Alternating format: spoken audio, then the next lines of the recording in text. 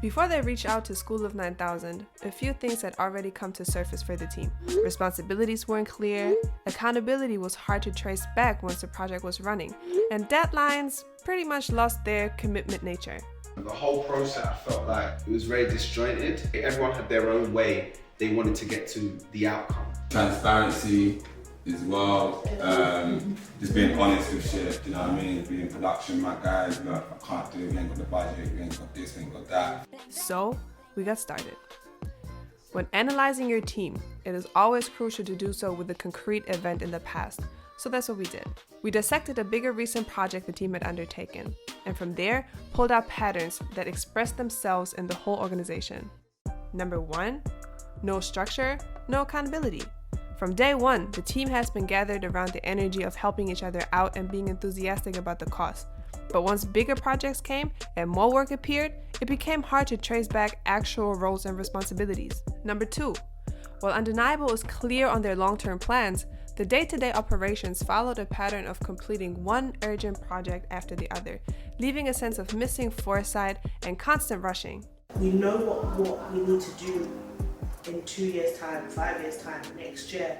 Like, we know where the steps that we take now is going to take us, but I don't think we necessarily know what steps do we need to take now in order to get to where we want to go. Sometimes we get caught up in go.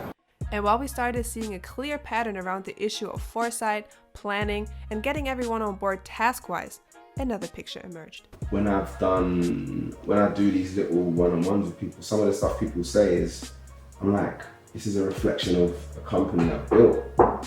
And now it's turning into a toxic environment, and that's not what Undeniable is about. Toxic environment? What does he mean? Sometimes people put their ego before the outcome and make things personal when they're running a business. I could just come down, that wasn't that, but you don't take it personally. I just don't think that we're at that culture where people are ready to have a difficult conversation, which we should have every day. Yeah. So we realized the conversation was actually taking place on many different levels. I think the conversations are happening on like 3 levels that we're having here. We're talking mostly about roles and responsibilities, but really we're talking about something else. We're talking about values, and we're talking about, it doesn't come down to human, like laziness, or is it going back to earlier, is it actually that the way the company has evolved from everything was very quota-centric and I know what I have to do to now it's undeniable. Because I think you have, a culture where we've kind of created it kind of on a personal level with the outcome of kind of codes in mind before.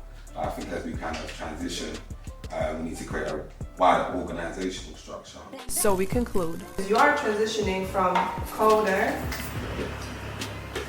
to the company Undeniable. Not just you as a person, but the people that are working here. They're now transitioning.